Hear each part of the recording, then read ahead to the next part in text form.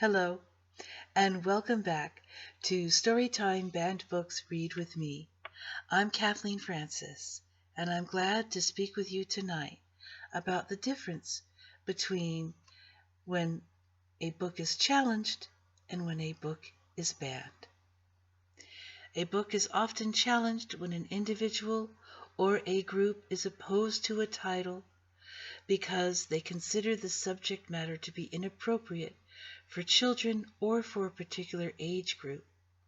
Now, the idea is to temporarily remove the item from the circulating collection to reevaluate its placement. This often occurs when an item is considered more valuable in the young adult collection as opposed to the children's collection. Now, this does sometimes result in an item being removed entirely from the collection, though this rarely occurs in public libraries or public school libraries, at least not traditionally. Now, a book ban, on the other hand, is an institution's outright refusal to carry a title or any work from a particular author.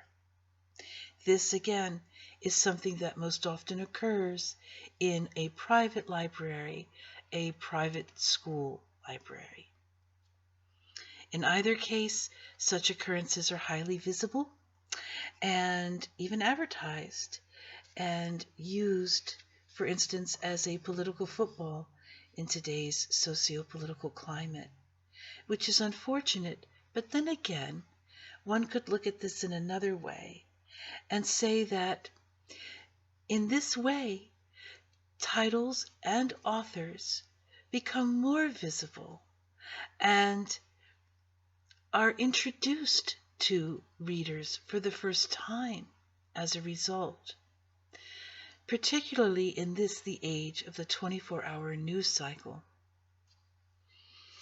So, what is the most banned book in America? Well, for all time, that would be 1984 by George Orwell. How fitting. Lately, self-assigned censors, do-gooders, not always, but sometimes, will remove items from public library or public school library shelves to relieve the rest of us of what they feel is highly inappropriate material. This is censorship. It's also theft.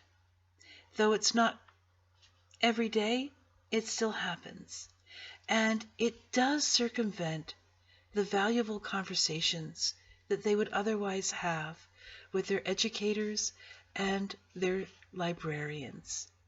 Professionals, people who've dedicated themselves through education, experience, their expertise to the curation and the maintaining of the maintenance of collections, libraries, for the benefit of ourselves and our children, our communities.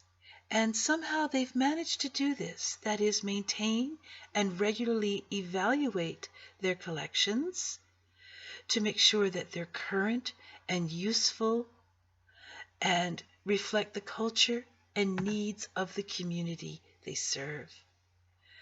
We can trust these professionals, these dedicated servants of the public good, for years now, in America and everywhere, regardless of what your politics are or what your feelings are about a particular issue.